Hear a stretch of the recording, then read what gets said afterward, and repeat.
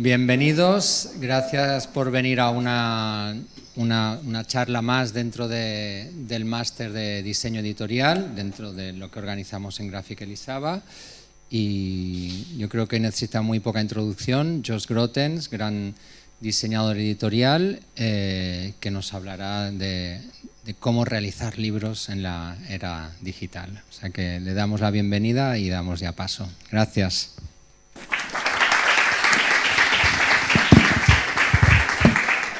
Okay, can you hear me okay?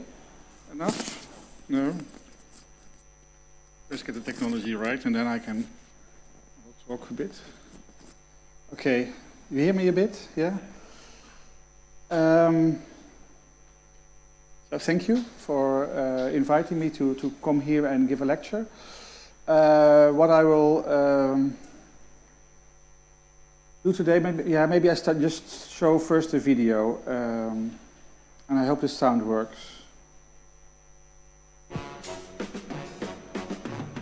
In the Supposed to be future, louder. water will be expensive. In the future, all material items will be free. In the future, everyone's house will be like a little fortress. In the future, everyone's house will be a total entertainment center. In the future, everyone but the wealthy will be very happy. In the future, everyone but the wealthy will be very healthy. In the future, everyone but the wealthy will be very healthy. In the future, TV will be so good that the printed word would function as an art form only. Okay, well you couldn't hear it, but what he said was, in the last sentence, was in the future TV will be so good that the printed word will function as an art form only.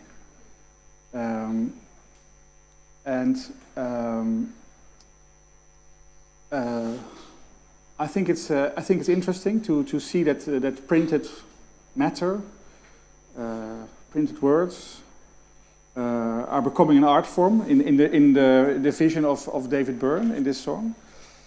I think it's important to look at this thing. It's 1985 when he sings that thing, and to realize where we are in graphic design history if we are in 1985.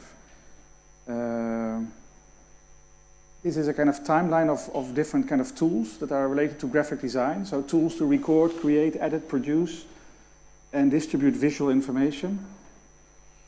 And 1985 is a very crucial period there. It's kind of a transition from one period to another.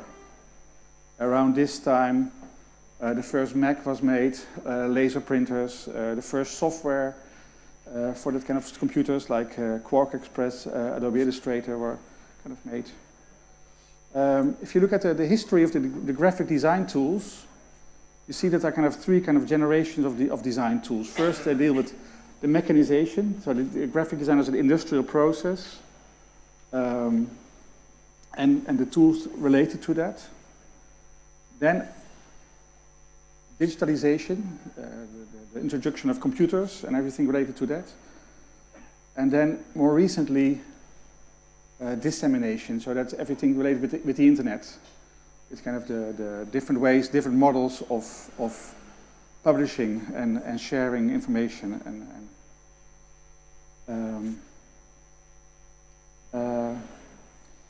The song ends with this sentence: in the future there will be so much going on that no one will be able to keep track of it. And I think that's kind of exactly the situation that we're in right now. There's so much information around us, so we call the age that we're in is also called the information age. And although we have a lot of technologies and tools to explore and shape our surroundings, despite all these tools, the world seems more complicated than ever. And in fact, it would be a shame if the printed word will only be used for an art form. I think graphic design, editorial design, printed matter can be used to make sense of this kind of contemporary complexity that we're in. So that's why I want to talk about designing books for the digital age. And the title of the lecture is More Matter with Less Art. which is a quote. It's from Shakespeare. It's a discussion between Queen Gertrude and Lord Polonius in Hamlet, where Lord Polonius talks very beautifully. He uses very extensive language, and Queen Gertrude doesn't want that. She wants just the content and straight. She says, more matter but less art. I want content, I don't want your art. And then he says, Lord Polonius, something very beautiful, I swear I use no art at all. And that's kind of my motto as a kind of as a designer. I want to try to give as much as possible the content to the reader, but not try to overly embellish it. So today I'm going to talk about 4 things. I'm going to talk a bit about my practice, and then I'm going to talk about atlases, and atlases without maps. And then I'm going to end with a kind of small section on designing news. So my practice, so my wife says you have 4 full-time jobs, and that's my studio. I'm head of a master information design in Eindhoven, and I'm doing a PhD candidate. And I always mention it last, but I should mention it first. I'm also a father of a family, hence the 4 full-time jobs. So my studio is based in Amsterdam. We are at the moment 7 designers from 6 different countries: Switzerland, Austria, Germany, France, and the Netherlands. We also had in the past Taiwan, Korea, Spain, from all over the world. It's a very international community. We make books most of the time. 60% of the books that we make are for kind of clients outside of the Netherlands.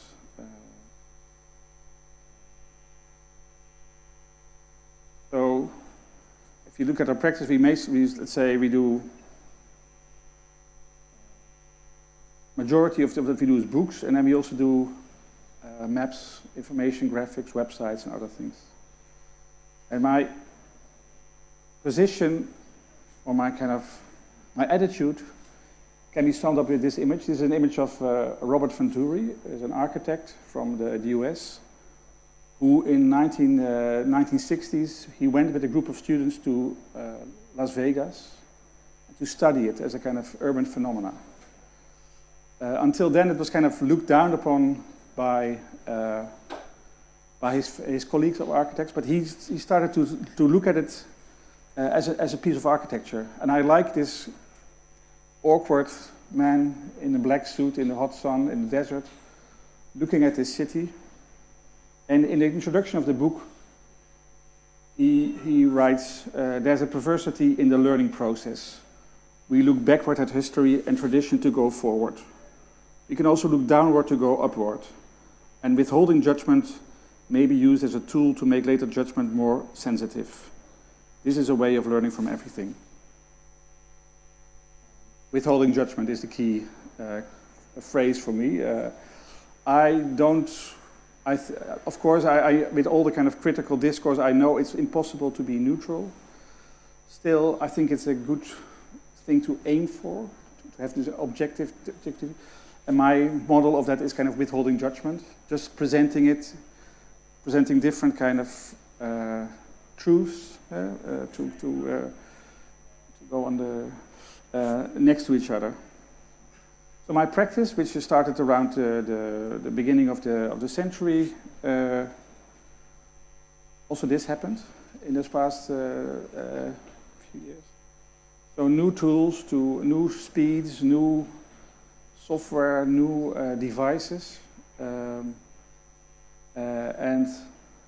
somehow I'm aware of this. I think it's often kind of we feel that we are kind of defending the book in a way. And we are kind of positive about this. We're not saying, okay, well, we don't look at this. No, we learn from this. We're learning from Google. That's kind of, if Venturi says learning from Las Vegas, for me it's learning from Google. And also it has strengthened, I think, the position of the book, somehow, this technology, in a very ironic way. Of course, there's less books being made, but at the same time, we now more and more realize what a good book is good at. And a book is solid, it's static, it's material, it's physical. All these things that are these kind of digital dynamic devices are not. And in fact, that quality of stepping outside of the flow of dynamic data and offering a different way in is maybe the greatest quality of the book. So every new technology transforms the nature of design, and I think we should keep up with this. We should incorporate this to kind of new insights. There's been kind of written that the influence of digital technology in design field are these 4 aspects. I'm especially interested in this, the disappearance of the expert and interactivity. So there's a kind of shift, and there's a kind of different kind of role of different kind of power relationship between those who publish information, those who design it, and those who access it. And exactly these themes, that's what we are kind of researching also in the master elite in Eindhoven. It's one of the 4 master departments. We have contextual design, social design, design curating and writing, and information design. And we are looking, it's more a kind of reflective study, a more kind of critical approach to this. And we're looking for this new balance. And I'm just going to show you quickly some things that students made. So this is an installation by Italian student Irene Stracuzzi on it's an interactive installation of the North Pole, and it looks at the kind of the borders and the different kind of interpretation of those borders. So it's a kind of model of the top of the Earth, a kind of spatial model based on the latest data available on that kind of that landscape. And she projects on this different kind of laws of how borders are made. And also information about suspected oil reserves and everything. This is kind of, I would say, kind of spatial information visualization, interactive. This is another way. This is a guy from Italy also, Kim Constantino, who was very interested in a kind of in a decade-long debate about a kind of new high-speed train connection between Italy and France. And nothing is happening. It's for 30 years. The kind of protests and strikes, and the construction doesn't start. And he wanted to go out there. He wanted to go out and really map this site. So he went and walked that 300-kilometer kind of distance of that kind of new future train line, and made mappings, and is transforming his kind of design practice into a kind of visual journalism kind of practice. Completely different project. This is from Suji Lee. She's from Korea, South Korea. We're also looking a lot at tools and design tools, and she made a kind of design tool, a non-digital tool that generates typefaces. In this case, the Bodoni typeface.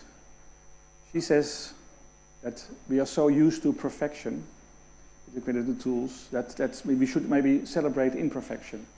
So she makes these tools, and it takes a long time. It takes half an hour to construct one letter, but you get these very small, beautiful imperfections that she celebrates. Okay, so that's a bit about my background. I'm going to start to talk about atlases. On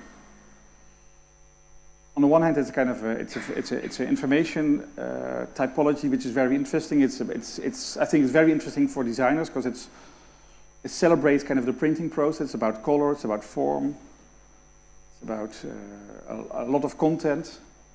On the other hand, I'm going to propose this as a kind of a model that we could deal with. A model for the book in a kind of digital age. So we made quite a few in the beginning of the practice. I'm going to show you a few of them very shortly, and I'm going to talk a bit more extensive about a very recent one. This was one that we did in 2005. It was published in December 2005. Why is that important? In February 2006, Google Earth was launched for the Mac. So this was a book from before Google Earth. It's hard to imagine, but there was a time before Google Earth, and this book is a kind of product of it. The book started out as a kind of master thesis from a urban design student, Arjen van Susteren. And this is one of the kind of the maps that he produced as part of his thesis. And he sent his thesis to a publisher. There were 10 publishers in Rotterdam, and they gave it to me and say, can you make this into a book? And what do we have here? We have here a map, and we have data, and we have information about the position of this city in a kind of global networks. And then we have the same information as this map, but then kind of dissected. When I saw this, I thought it was interesting to see. I saw two things. I saw the data and the map, and I think it's interesting that they're both equally valid representations of a city, right? Data or a map. But the map is big and it's beautiful and it's colorful, and the data is hard to digest. It's quite abstract. So I thought, well, I'm going to make a kind of balance between those two. I'm going to see if I can make a kind of layout where I treat them equally. So my first sketch was this. What if we do this? What if we say, okay, we make a book, right page map, left page data. But then you see the next thing which became clear was that it's quite hard to understand the data. So you can perhaps understand population, 11.7 million. So you get a kind of idea about that. But CBD employment share is a bit more difficult to understand. So I was looking for a kind of device to help me explain these kind of numbers. But also, as a designer, I was needing a graphic element on the left page to create a more balance between the map and the kind of the abstract information. But then one day I was standing under the shower and I saw this. I thought, this is brilliant. I understand this. I understand the size of the shape, and that's more important. So I'm going to introduce this in the book. In the end, it became this. It's a system of two circles. The full circle represents the 100% value of the 101 cities in the book. So the biggest value of, in the top case, the inhabitants. And then, which is printed in a kind of glossy varnish with a few drops of yellow ink in it on matte-coated paper. So there's a kind of really different physicality, which is very interesting.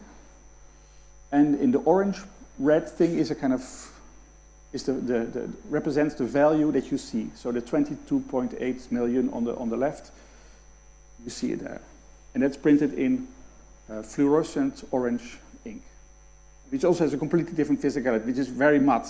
So you have this paper which is kind of slightly coated, and you have the glossy varnish, and you have the matte thing. So it's a very tactile, physical experience.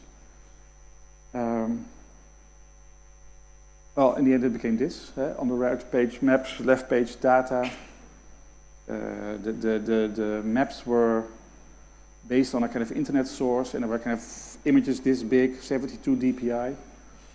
So they were redrawn, partly with Photoshop filters and actions, and partly with just plain hand drawing, tracing them. This was 2005, so saving one file took more than an hour. So it was just, you had a kind of 24 work hour cycle, and you just worked a bit, and you save, and you do shopping. And then you do work another, and that 101 times, so that was kind of... So I had this system of the circles, and I thought, well, wouldn't it be interesting to see if I could make a kind of global kind of comparison of those kind of data.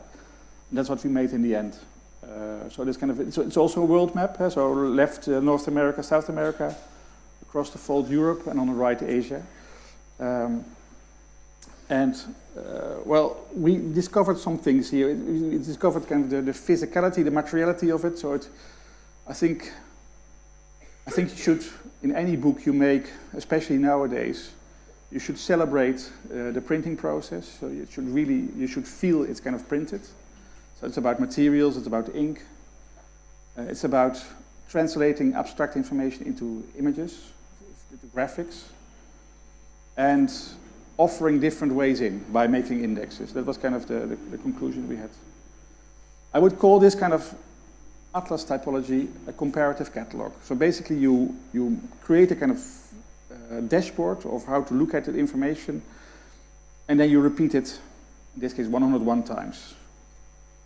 We developed that system a bit further for this book, which is a book about suburbs in the Netherlands. Not really maybe the most exciting subject to think about, but it's an atlas, so on the end paper we have a kind of map of the Netherlands, and if you zoom in you see the areas and also the page number where they can be found. So a kind of a geographic index on the end papers. And then we have 4 different elements. We have a map and data, like the Metropolitan World Atlas, a bit more sophisticated data, more kind of finely grained, in colors that are kind of corresponding.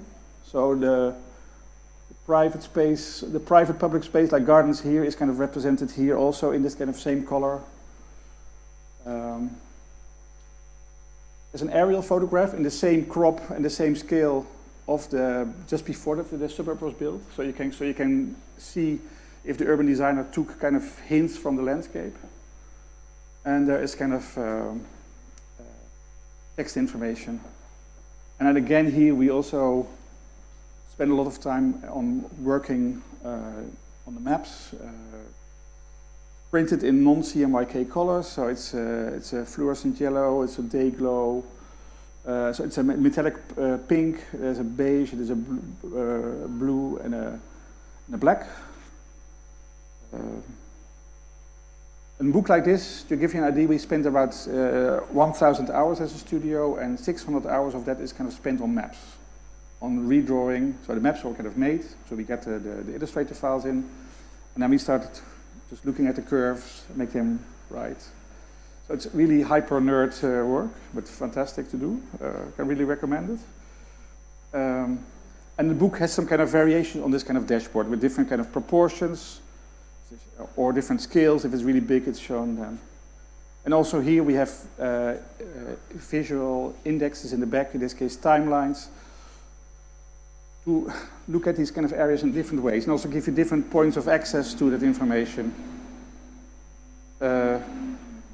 And I think this is the iTunes part of the book, where you just click on song length to your kind of music library, and this just does it now in case of stacking of the area. So as you can see, it's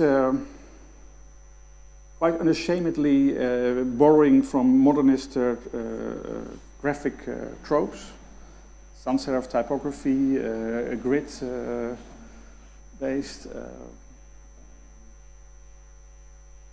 It was kind of partly conscious, because it's using a kind of format, and also referencing the typography of a kind of standard Dutch school atlas that everybody knows. So you don't get this kind of, it's a new book and you immediately know it's an atlas because of the size and because of how it's done.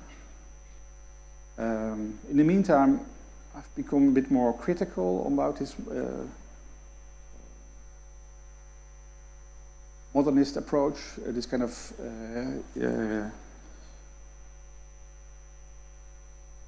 that's kind of to think there's a single truth. That's kind of it's a observer independent kind of representation of data, and I think you see it in the more recent atlases we did, and especially in the last one that I'm going to present you. So, okay, by this atlas I would call this kind of a comparative catalog. Then there's another type, and I would call that kind of analysis by dissection, where you don't develop a kind of single language and single model to look at the content, but you just look at a single thing and look at it in different ways. In this case, it's a book called Atlas of the New Dutch Water Defense Line, which is a book about a kind of defense mechanism in the Netherlands by, so you have polders. So basically polder is something where you take water from away and you can use it for agriculture or to live in it. But you can also flood those polders, and if you have a kind of 30 centimeters of water, then it's kind of very difficult for an army to walk there, but also it's not deep enough for a boat to go there. So it was, until there were planes, it was a perfect defense mechanism, and it also, our country was neutral for a long time until there were planes, basically. And this book traces back that history. It's a secret. It's a military landscape. Because it's interesting right now, because we also have occasionally too much water. So how can we deal with landscapes that deal with water? It's looking into this military thing because of ecological kind of issues. So this book, what I think is interesting for you to know is look at is that it's looking in different ways at this, and also using different kind of languages to look at it. So it's a very longish kind of landscape, which we solved by, so basically it's this landscape, and on the left page you see this top part, and on the right page you see this bottom part, so this one connects there. So it looks at the landscape as a kind of system, with very bright and very aggressive colors, sometimes even drawing it in different ways as a kind of engineering system. Also looking at soil types, and then it becomes a bit more landscape-like, in different scales, different ways, in the form of sections. And what my strategy was as a design was to have kind of everything related to the landscape was with very natural, very smooth and very subtle colors. And as soon as it was kind of about systems and military, I just chose very aggressive colors. In this case, what you see is a kind of a series of fortresses around the city. So all of these centers of these circles is a fortress. And there's a circle of 1 kilometer around it, which is basically the distance that a cannon can shoot. And the fortresses have a certain orientation. And they're all defending a certain kind of road or something. So here, these kind of series of fortresses are defending. They're expecting an enemy from the east. And the book also looks into even to the architecture of the fortresses in the lowest level. I think I'm going to skip this one and go to the next one. This is a very fresh one, which is kind of published 2 days ago. On Tuesday was the book launch. The previous one was from 2009. This is from 2018. So there's a long time between this one and the previous ones. There are several reasons for that. Making an atlas takes a lot of time. To give you an idea, this one took 7 years to make. And that's also for a lot of money. So in a way, it's kind of economic suicide for a designer to make an atlas. So I could really not recommend you to do it in that sense. But there was another thing. I was really afraid of becoming the atlas guy, to become kind of typecast as the go-to guy for books with maps only. So that's why for a few years I said no. Just to, career-wise, I thought it was more clever to look at other things. Well, I don't know. I think I'm still the atlas guy, so I cannot escape that. But I will happily adopt that label.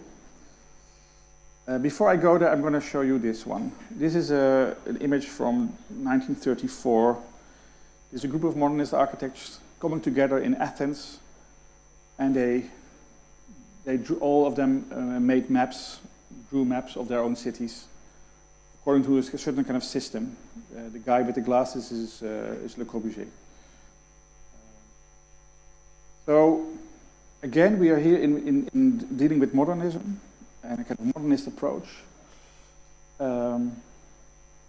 This is one of those maps. It's quite interesting. I had a few years, we were able to make the book of this kind of exhibition and this kind of symposium. At the time, they didn't agree because architects are, well, maybe you will find out one day, but they're difficult people. And so they didn't manage to agree on a book.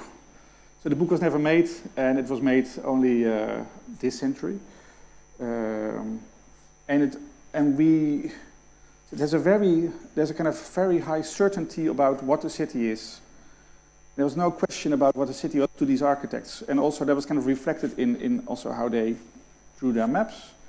And also we thought we should adapt it in kind of the graphic design that we did for that book. So we took a very strict modernist Swiss approach to that kind of, in terms of typography and layout. I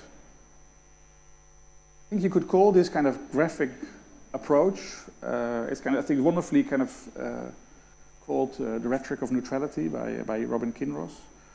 It's about an approach to information design, to cartography, to graphic design that is absolutely certain of its gates. It doesn't allow room for doubt, ambiguity of thing.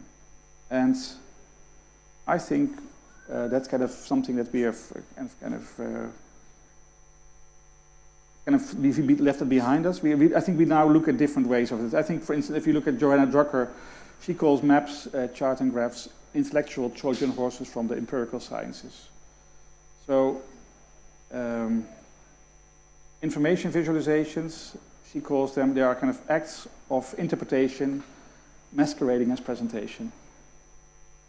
So you're being manipulated in a way, other way. So what she calls for is kind of ambiguity and uncertainty to be incorporated in the design of information by representing it or using it as the basis on which a representation is made. So more concretely, she calls for a nuanced legend or a non-standard map that shows its constructedness, that shows that you are being manipulated, by the way. And then she gives this example, which of course is terrible. In a way, I think I'm so distracted by all the kind of subtleties and all the kind of ambiguities. So I have a different approach. And I took it for the Atlas of the Copenhagens that we was to not use a single representation and introducing contradiction to show the complexity of the construct.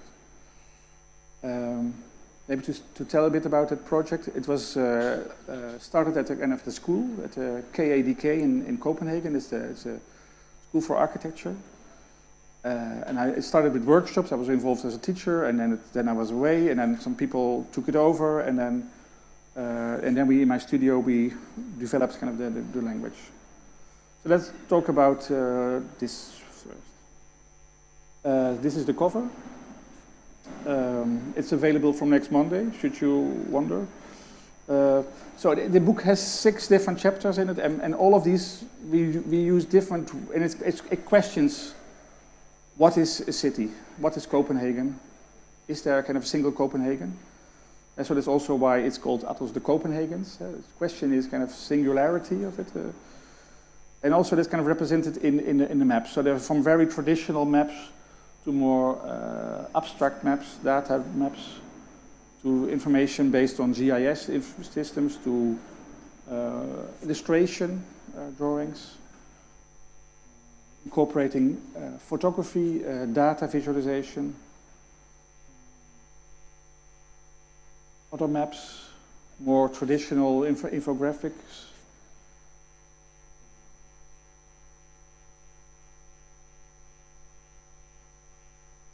Of course, there's nuanced legends. There's like, but it's also on the same time we want to show, also celebrate ink and printing and graphics in this way to show kind of the artificiality. So we also make references to certain kind of existing forms of cartography. So this one is based on this mapping from the late 60s. That we worked on, we referenced, but also continue to develop. And even looked at, this one is a map of election results, if you're going from right. And at the same time, we also want to show the construction, also in the binding, where we show it's not finished. It could go on forever. Again, this book is printed in 4 non-standard colors, so it uses different kind of inks, which very expressive effects. It uses very actually quite cheap paper, but which makes the effect all the more stronger. And the nice thing is, because these kind of inks, they really push the maps upward. But also we also use it to create the full color images. We work with a lithographer in Switzerland. So these kind of full color images are made with this kind of special inks. So this with the fluorescent yellows and pink and dark blue and the black that we used. And because of that, the photographs have a very strange quality. They become maps all of a sudden. They become a different kind of representation of the image.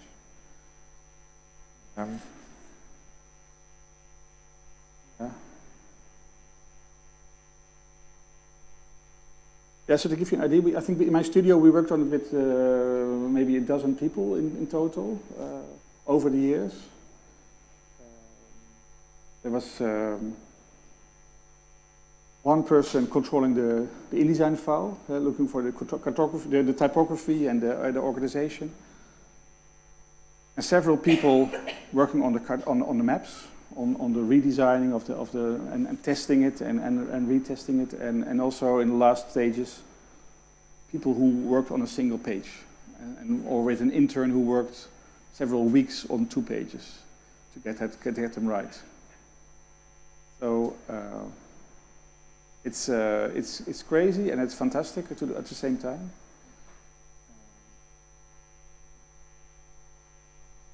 So these books, these atlases, they are kind of non-linear. They deal with complex content. They're very high density of information. They celebrate the production process, the printing. Those are kind of all qualities that we slowly started to apply to other book projects. It's a long video because we didn't edit it as we just made it, so I think it's almost there. Yeah, afterwards, so it should be.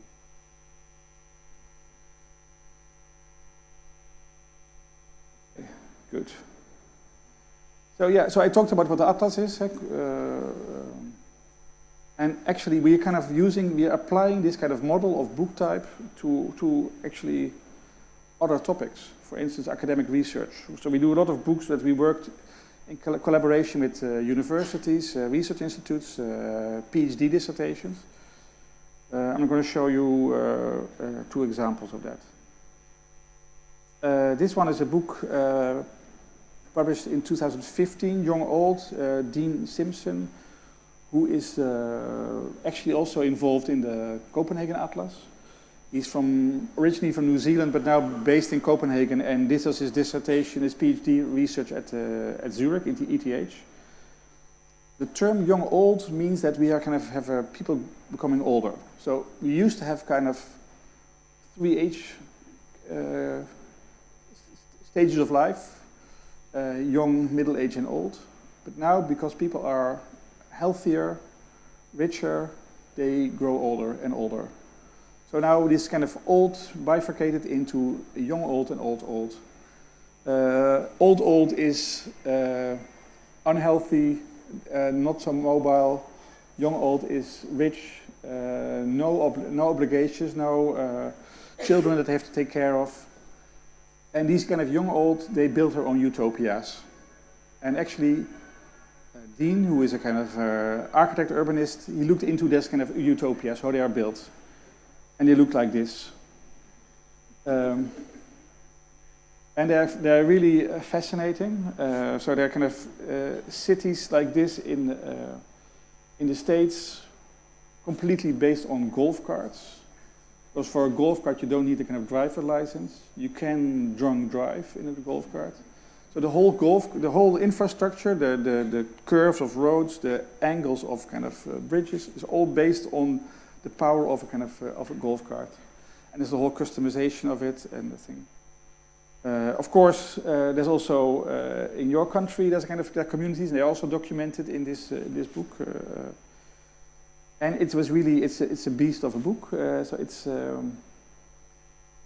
quite a lot of text on amount of page. To give you an idea what 145,000 words is, this is kind of the median length of a book on Amazon is 64,000.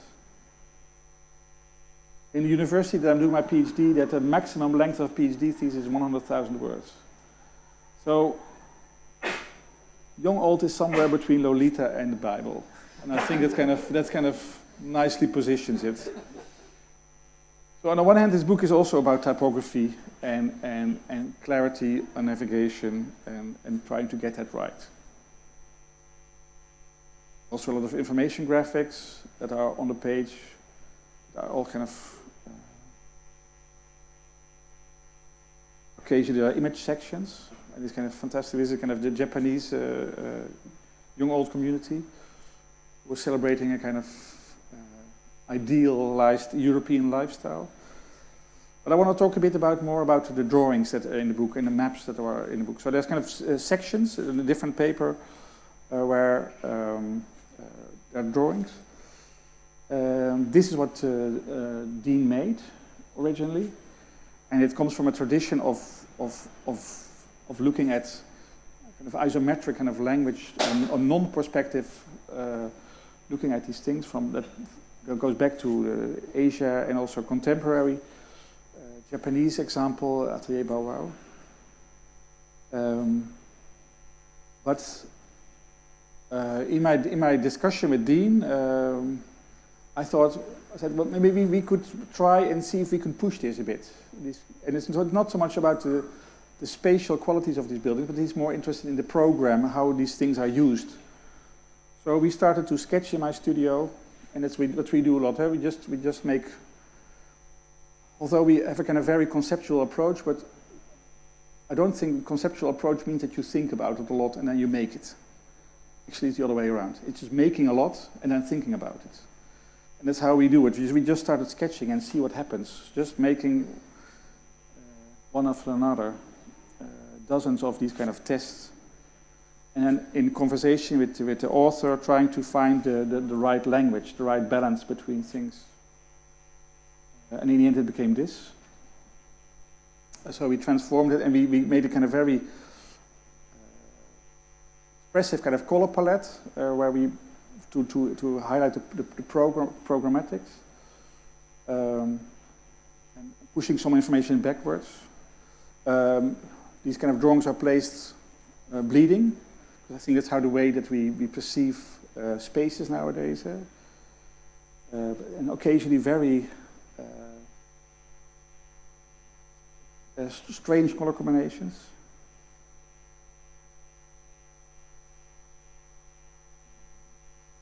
And we use that kind of for different kind of items in the book, also for architecture and for objects that the people collect. Again, this was printed in fluorescent inks, and it was kind of done because if you think about old people and how they're normally portrayed, then they look like this. So it's a different shades of pastel. But these people with a different lifestyle, I wanted to emphasize it by using a very expressive kind of color palette. And we also use it for full color photographs because they get a really strange, surreal quality to them. Almost like they are kind of facelifted, the photographs themselves, because of the colors. Yeah, you see it here. You have this parade of the cheerleaders, granny cheerleaders. And in these NF inks, it becomes really even more weird. And also with the kind of the paper, it becomes almost like, it's very strange, but it's very lovely at the same time. So this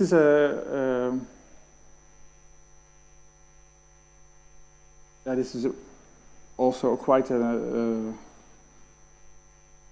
longer process. So occasionally we work years on books. I think this one is also one that we worked on for quite a long time.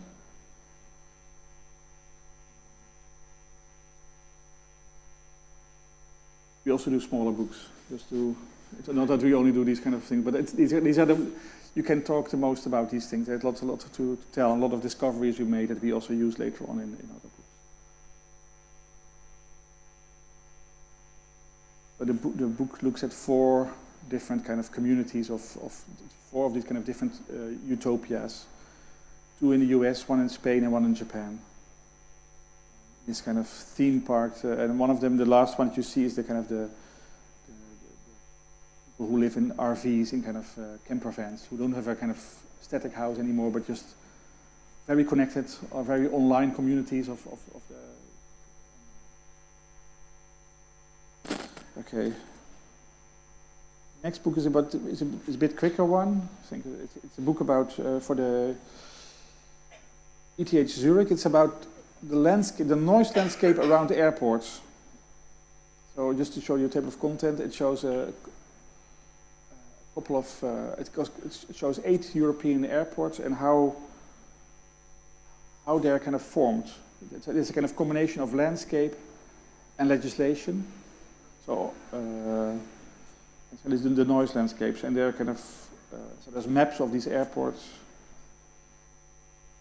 and there's kind of an explanation of how the shapes of these kind of landscapes are done.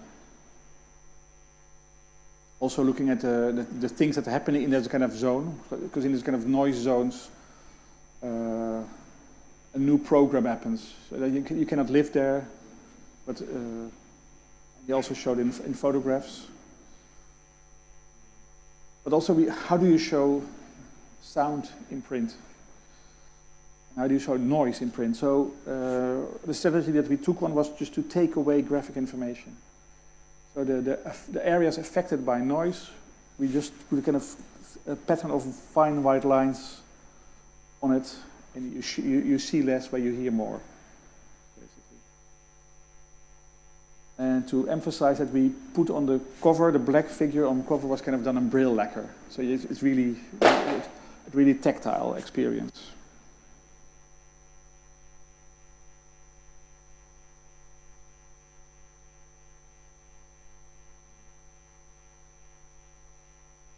Actually, it's very interesting to make these kind of books, because it's a topic that you don't know anything about.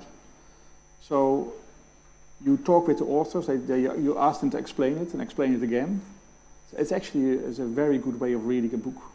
So you become a specialist for a few months, and it's much more fun than, for instance, making a kind of trying to put 32 paintings in a catalog, which are really diving into the content. And here on this book, we worked with 3 people in my studio. So there's one person, Silke, who did the typography, with Julie, who worked on the maps, and I was working with both of them to get it, bring everything together.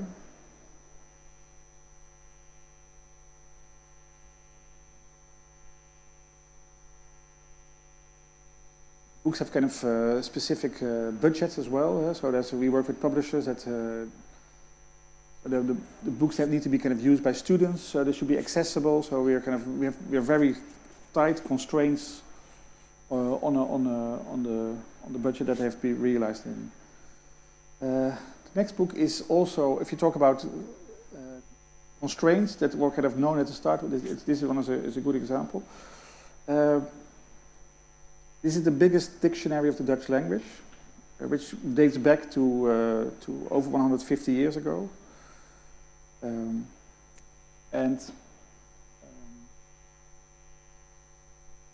Give you an idea, we worked on the 15th edition, and what happened to kind of how we think about information after the last edition, 2005 edition.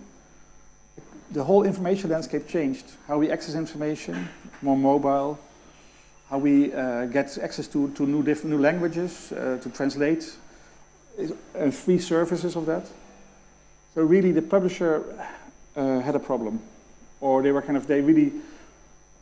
a problem. They had to rethink their kind of position.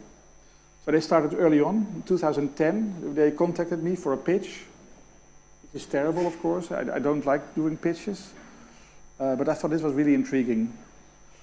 There was a kind of article in a newspaper in the Netherlands, and a journalist claimed that I had reinvented the atlas. And the publisher of the Vandalen read it and said, okay, then he should reinvent the dictionary. It was really great, because you sometimes talk about dream assignments. I never thought of doing a dictionary in my life. And then they called me, and I thought it was so clever of them to do that, to approach something completely different. So then it became a dream assignment. So I said, okay, it's a pitch. I don't mind, you pay me shittily, but I won't have time. So I asked them for 6 months, and I hired 2 people, and we did for 6 months, we did research with 3 people into what is a dictionary. So we went to different libraries across Europe and photocopied dictionaries, and we got all the information in. Because with the atlases, I had some time to get used to the format and then to make it. For this case, I knew it could be maybe a once-in-a-lifetime opportunity, and it has to be right immediately. So there were kind of a few things that were given. It has to be ready on October 1st, 2015, because the Dutch language changes every few years, and it was a kind of new language change or new spelling change happened then, so that had to be ready. And I had to, in my contract, I had all these kind of clauses that I had to pay if I didn't make the deadlines. I also knew what the budget was. It was a very precise budget. Well, and then we did it. So I'll give you a bit more idea about the process. It's the pitch that we took some time for, and then we went on so it took step by step. And I think what's very interesting, perhaps, is that we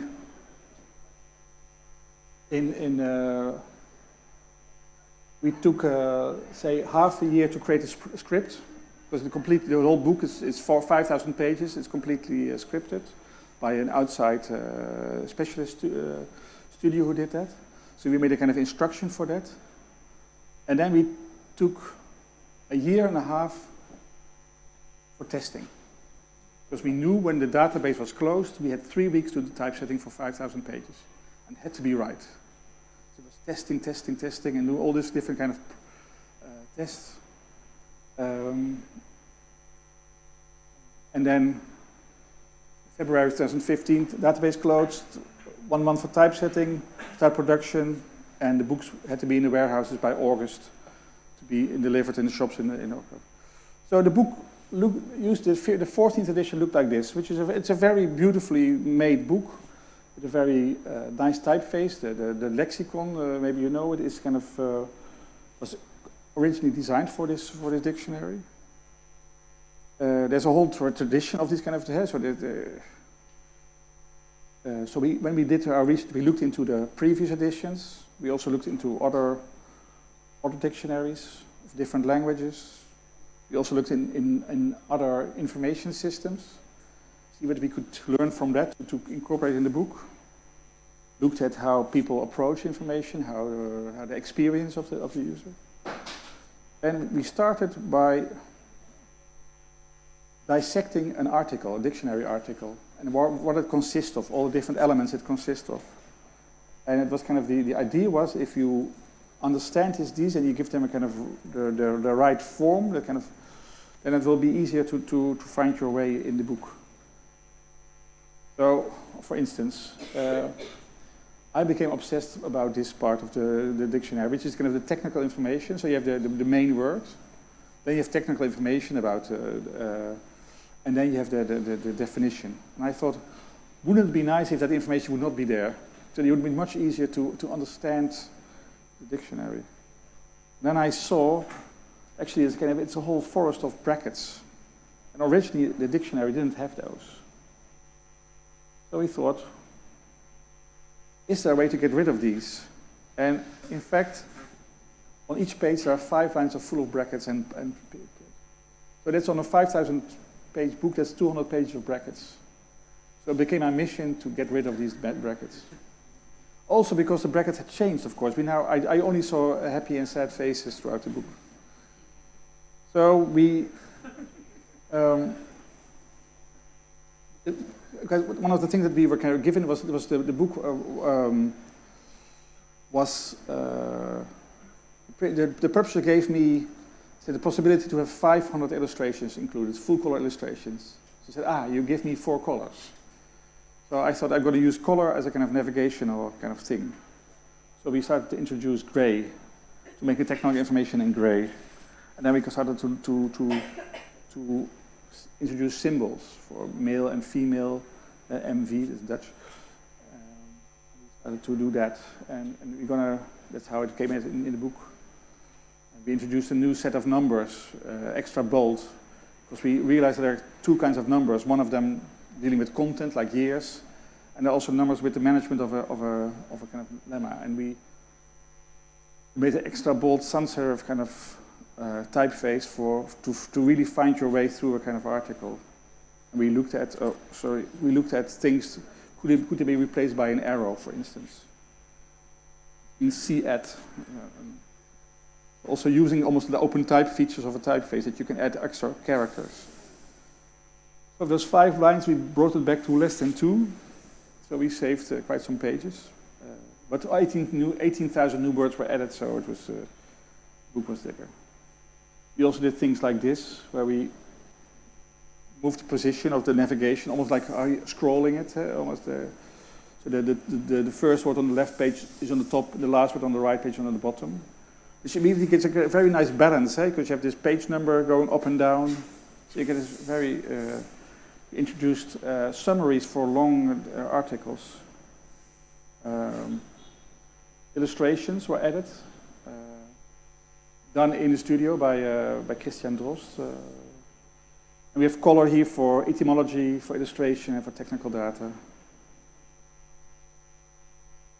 These are also printed in real Pantone colors. And here we are at the printer that's in Germany, the largest offset printer in Europe. These are the rolls of paper. So one roll is 15 kilometers of 65 grams paper. This is one morning of printing. It's like a 3 by 1.5 meter print sheet. That's one thing. And there's one machine, and it brings it to the binding street. These are 3 people from my studio: Hanna, Silke, and Dimitri. There was the cover. The cover was a funny story because I really wanted to design the cover, but the publisher said, "Well, we have someone for the covers, because we have 2 kinds of readers. We have people who are more focused on the inside, the language professionals, translators, writers. They use the inside, and we have people who want to show the dictionary. They want to show that they're smart, so they have the dictionary in their shelves. And that's a different kind of requirement. So I have a different designer for that. I really want to do that. I think I can make something nice." Because there was so much time, we were kind of negotiating. So, okay, you make 3 proposals, we show it to reader, committee, panel, and they vote the best. It's terrible, but I agreed. But I knew that I had some years to go until I had to propose the cover. So when it was there, after 3 years, for 3 years I already had done my best, and I really showed enthusiasm, and I really.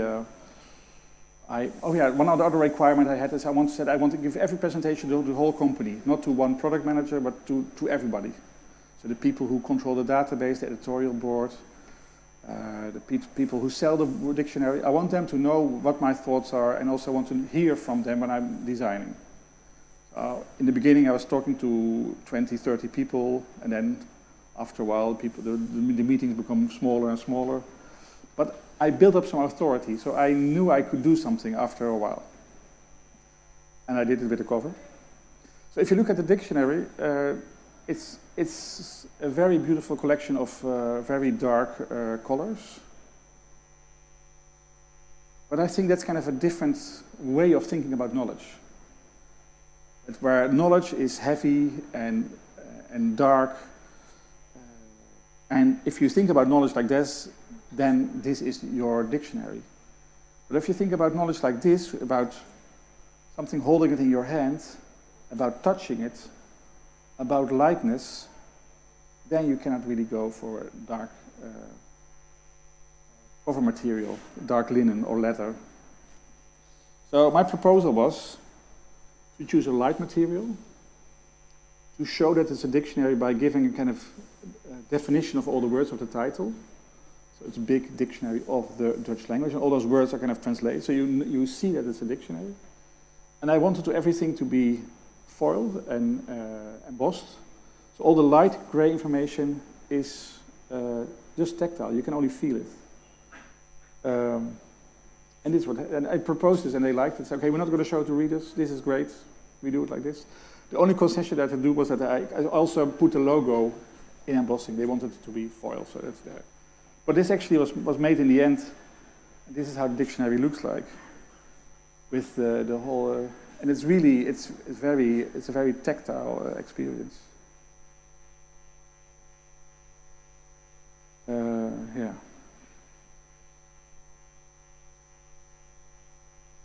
We also designed the slipcase, which is a different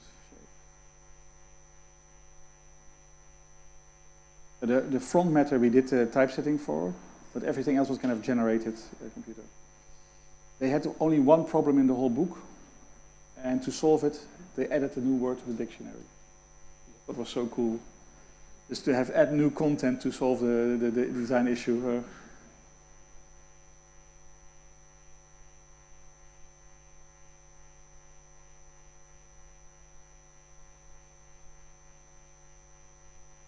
Because it was such a large production, we also were able to develop a new material for the cover.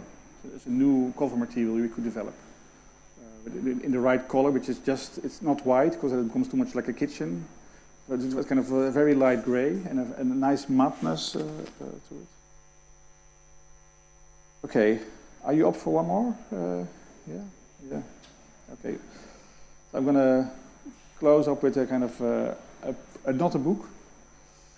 This is it's a newspaper page.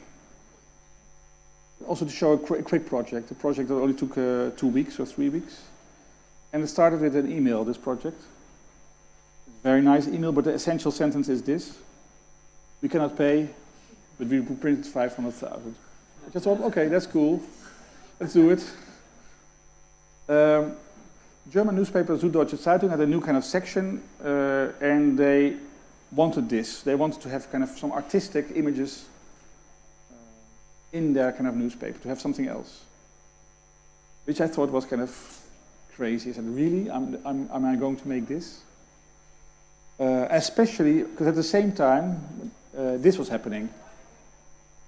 That if people are destroying images, then you have to be very careful about the images you make. So I thought, well, I'm going to do a kind of, take a news item, and I'm going to take these guys, and I'm going to see, I want to do something with these guys. I want to kind of see what I can, if I can represent it in a certain way. Because I was fascinated on the one hand by the kind of the strong graphic identity of this kind of organization, and also the strong graphic identity of the other party, who were representing in the data the conflict in a completely different way. So I was wondering, who are these guys? That was my question. It's my research question: who are these guys? And then I found quite a nice database. Database of the United States Central Command, who posts every day news reports about the battle against IS, Daesh, or however you call them, in Syria and Iraq. And it's it's designed not to be read. It's quite a boring list, but fascinating thing is that it's just a list, and I think there's always a kind of poetry in the list. At the same time, they also post videos, kind of post-born, shaky cam, blurry kind of camera. And I thought, well, I'm going to do something with the database. In the meantime, the news agencies were kind of using this modernist language for the language of year reports of oil companies to look at this conflict. I thought, is there another way possible between these two ways of looking at the conflict? So I thought about isotype and its kind of ambitions, its kind of social ambitions to but at the same time, I also realized that we cannot really look at people like this, to show people like this anymore.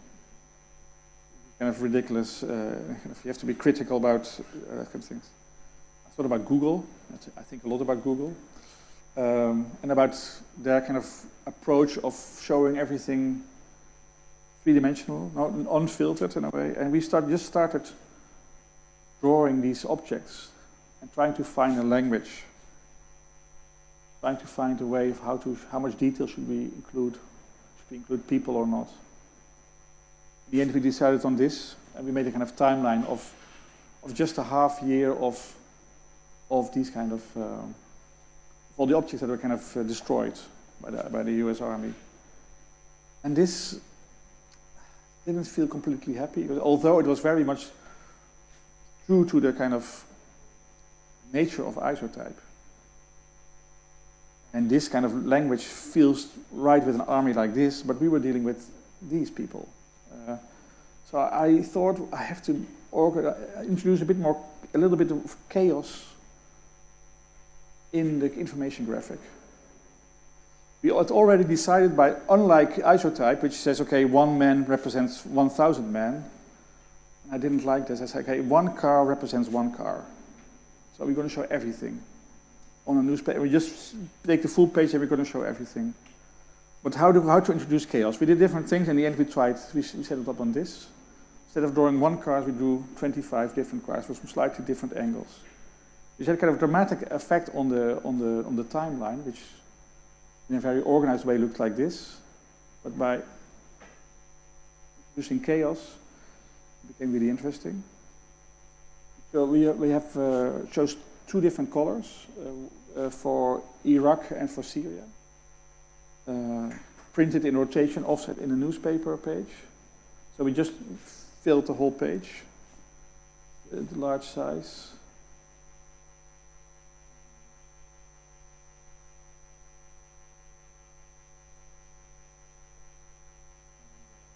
We were really blessed by the German language. Panzer so much cooler than tank. Here the explanation of the colors. Okay, I have now a small postscript to my lecture, tools. Okay, I showed you this lecture, the image. First, this is my studios where I would be sitting today if I was not here. And you also see that there's a lack of relationship between the things I make and I read and the tools I use. And I think we should, if you look at this diagram, you could say in a way, in this kind of third column of this is maybe, if we don't take action, this is where graphic design dissolves, where other people take over our tools and start making it, and we're not longer there. But I think to escape our fate, we should actively engage with our tools. We should make our own design tools, and we should pushing what the concept of a design tool is. That's also what my students are doing by making new tools, reinventing or reformulating what the tools of a design practice is. And we did something similar. We did typeface 3 years ago. At a different level than the work of the students. It's more practical. But it's something that we did for ourselves that started out from a kind of need from book. It's a typeface that consists of 2 elements. There's a shape, a container shape, and a kind of letter number inside. And over time we developed it. We took so it's quite a big family of shapes. We started it for numbers, for kind of practical reasons. For the atlases that we did, we occasionally had to make a map. We have to have numbers, and it would be nice rather than every time type and draw in Illustrator a kind of circle, just to have to be able to type these kind of characters.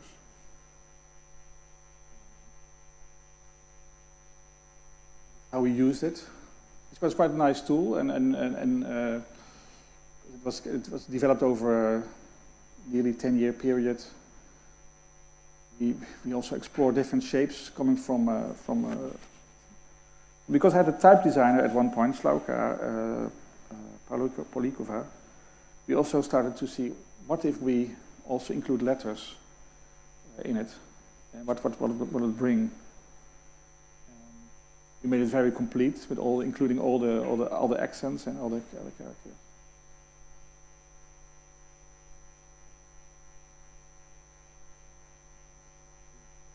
use it for certain projects. From a kind of very functional tool, it became a kind of almost like an identity machine.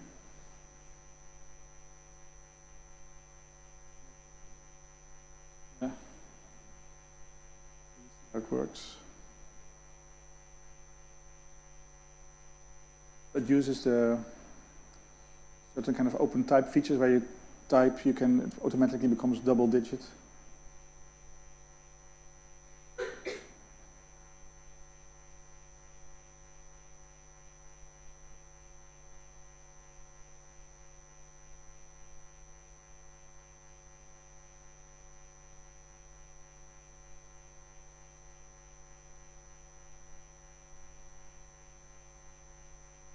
We use it for indexing, also in text to refer to images, or illustrations, or footnotes.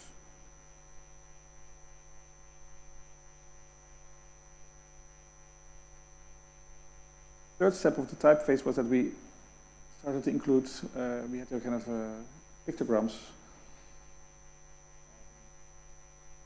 And then it was interesting in the studio to see, okay, what pictograms to use. And interesting kind of discussions, because we are kind of, it's nice to have a team. So I think it's always interesting for designers to work in teams, because design is so much about dialogue, and so if you build in the dialogue in your own studio, that's nice. That makes it so much easier. So we started to see, is it possible to draw a non-sexist female pictogram? No. But we also included other pictograms like same-sex couples,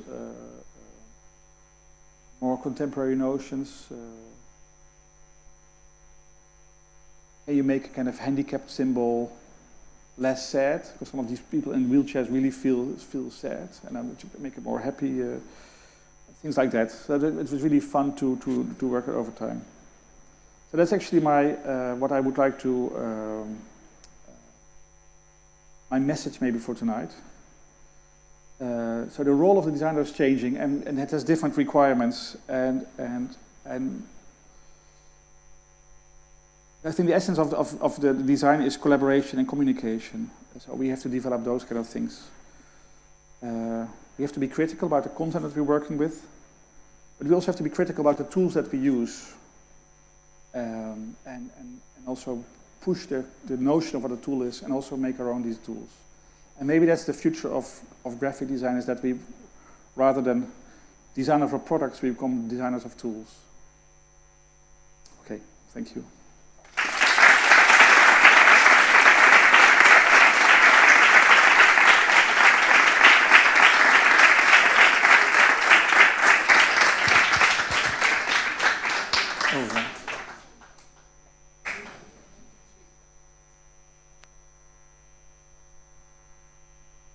¿Alguna pregunta para Joost?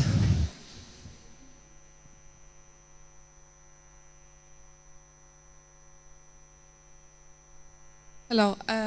You've mentioned that you can work for years on one project. How don't you get tired of the project during 7 years or something? Yeah, that's a good question. Yeah. I think the trick is to stop in time. So you know it's a project that will take longer, and you have to stop at the moment that you have a question, not when you have an answer. So if you come back, that you know what you go back to. And it's also something you have to get used to, and it's the experience of not completely finishing it at once. And also, I think the most important thing is to not become too fixed in your design. So also in the dictionary, after we did it, we worked for 3.5 years, then still questioning certain elements that we have kind of established. So it's about openness, not closing it off for yourself, so keeping it open. Maybe also it fits my personality. So it's not everyone, I can imagine, who likes to do it.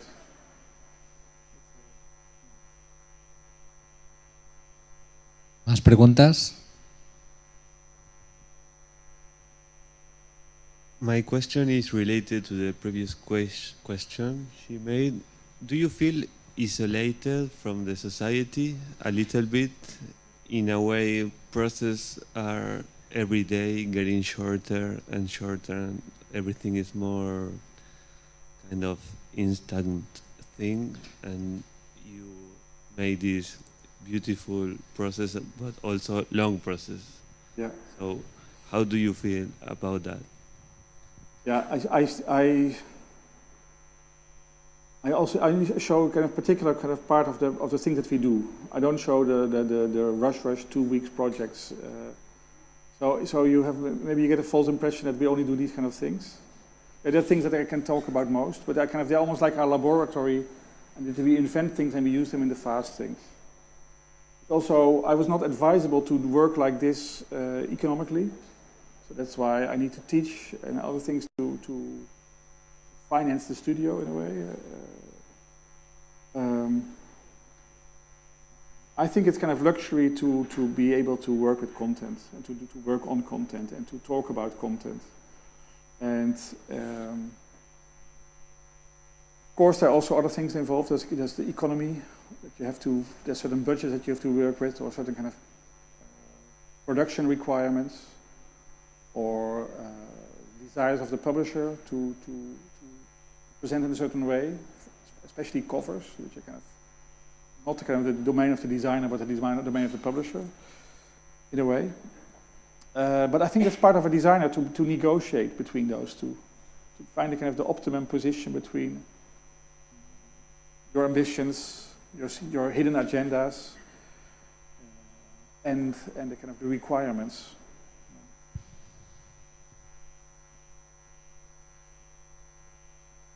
¿Más preguntas?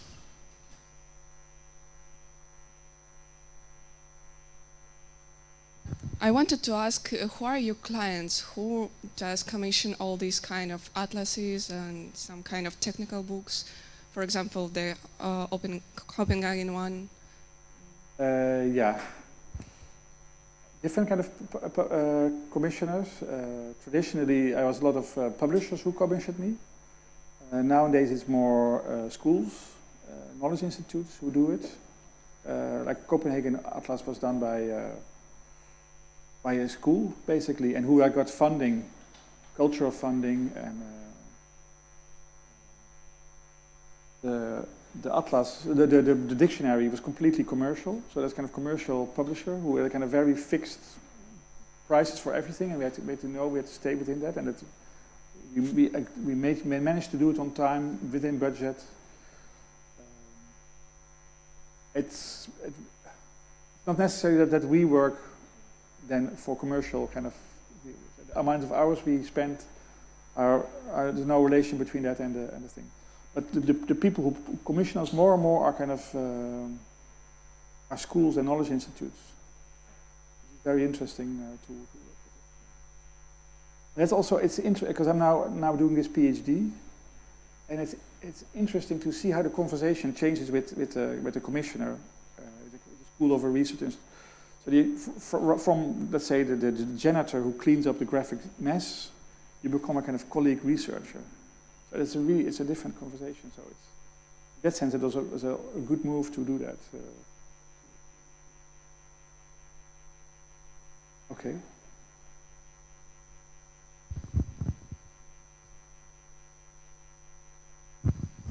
¿Más preguntas?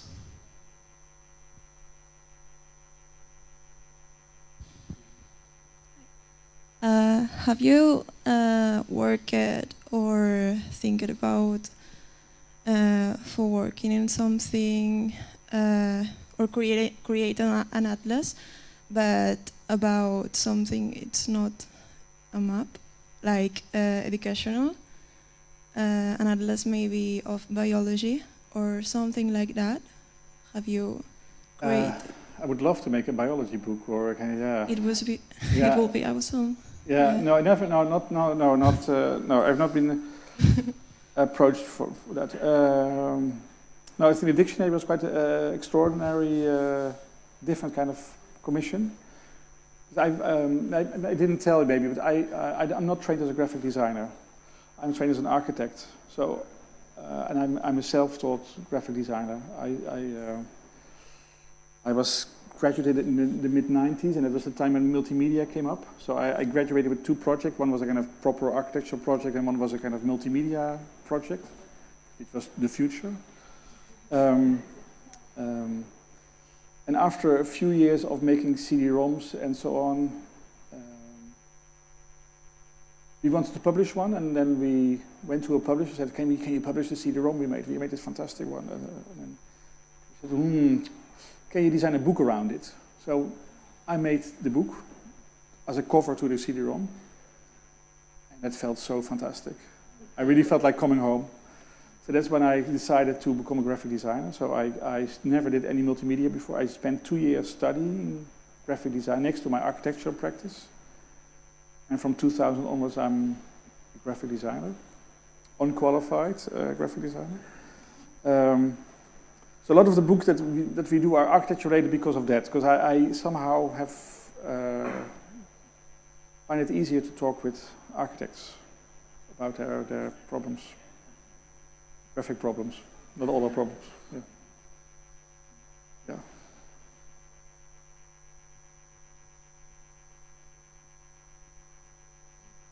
Like, I was wondering, during like your career, how do you deal with like ethical problems? For example, when you're like designing a map, you've said at the beginning you were like really objective, and I can see it from your work. But how would you like deal with, I don't know how to say it, my English is not really good.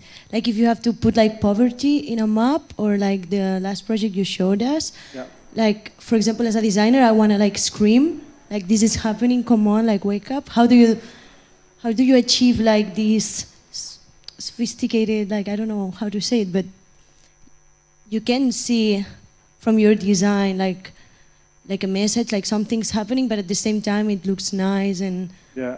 simple. Yeah. I don't know if it's a hard question. Yeah, there's different answers I can give on that. Maybe to go to the last one, I wanted the people to feel uneasy about that page. And I thought that I'd make them more uneasy by making it beautiful. By make something which is kind of very violent to make it beautiful. Then you really feel that kind of internal struggle. You look at it. That's one thing.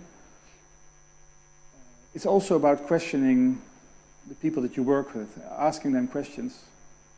Okay, well, you have to include the legend, you have to include the sources, and as kind of have these kind of as a kind of requirement almost. And often the authors committed themselves, but also to push that kind of transparency that they give about where they get their information from, almost like academic transparency. And I try to come up with forms that are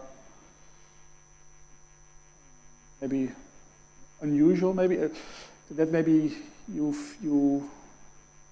see that you're being manipulated, somehow to show that you're being manipulated by making it also a one-to-one object, and also to emphasize that it's with ink and it's about paper, so that it's not only about it's an abstract visualization of something bigger, but also make it.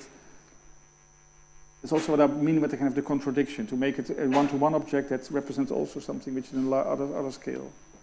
So there are all kind of tactics and strategies going on to question the data that you present.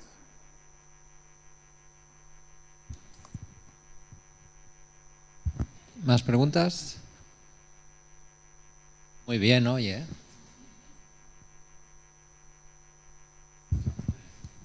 Hola. Hello. How do you validate the legibility of your maps in order to sell them to the client?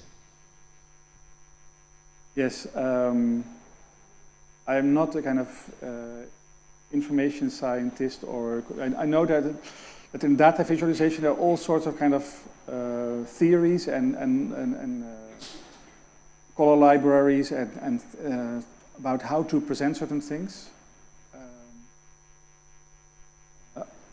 I don't use them because I think it can also mislead you, because if you follow the kind of the steps that it's kind of right. I try to use common sense and see and also that's why I think it's important to have kind of many people working on a project. that you can test it and you can say, okay, what do you think? How do you see this? So I'm a bit, everything which is kind of too engineering-like, you say, okay, if you follow these steps, then it's right. I'm suspicious of that. My approach, yeah. ¿Alguien más?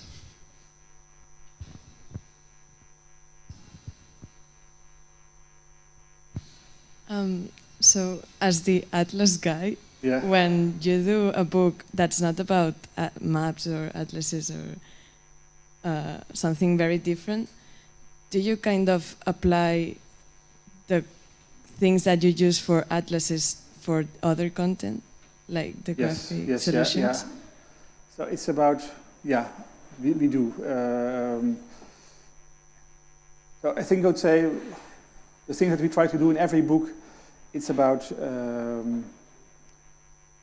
offering good navigation, so you can find your way easily, offering different ways in, adding indexes, visual indexes, even if they're not kind of required from the client.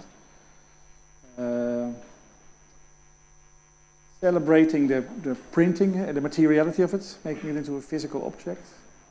I think that's kind of thing that we learned from the Atlas and that we try to apply to other books. But I also know that a book cannot handle too many ideas, so you have to be very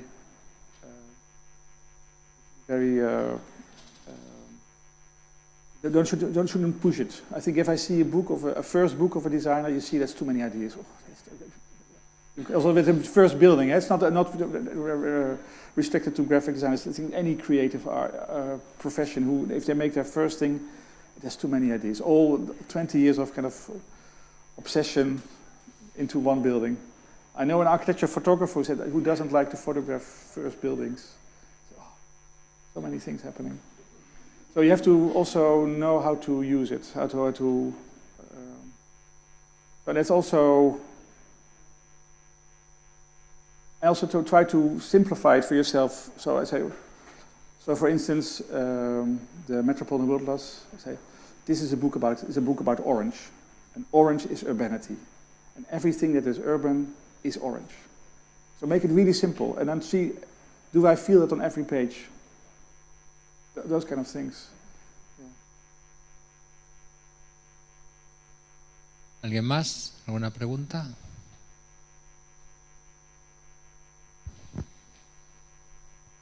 Hi, it's actually two questions. One is how do you deal with environmental questions like the origin of paper, if it's recycled or not, the type of ink, for example. And the second question is about what David Byrne was saying about the future of the book. And so how do you see the book in like 20 years, for example? The future of book in 20 years? Yeah, well, what we try to work with standard sizes a lot. So many of the books that you see are 17 by 24 centimeters, which is kind of based on the 70 by 100 centimeter printing sheet, and the folding it in 4 and then have the least amount of waste. So that's what we do.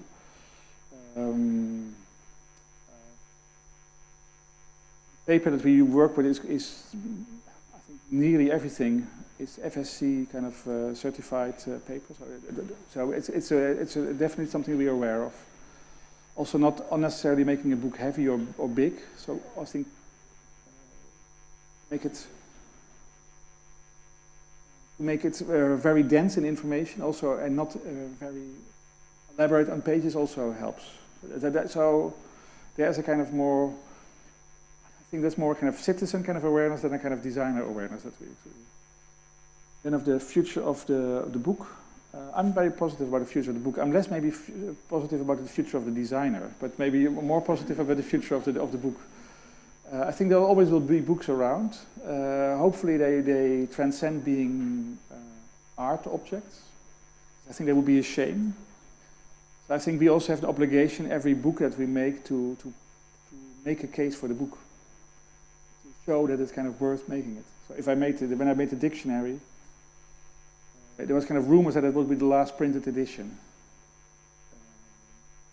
This will be another edition, but So I now try to make a book as if it's the last print edition to show one more time what a book can do.